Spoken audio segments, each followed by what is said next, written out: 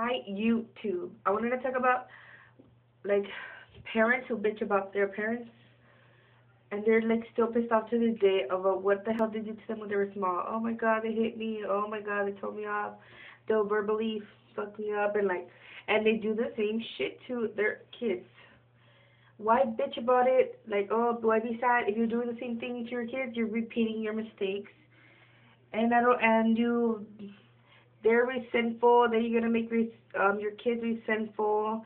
And I believe like hitting doesn't work when you have them kids. When you hit kids, they're just gonna hate your guts.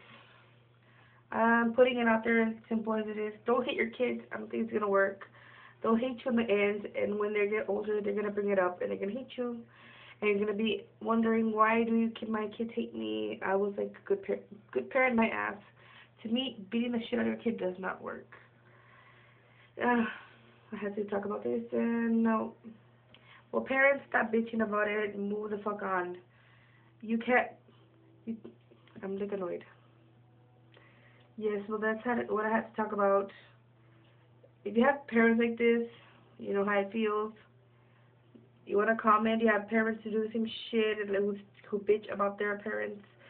Well, comment, say your opinion. This happened to you.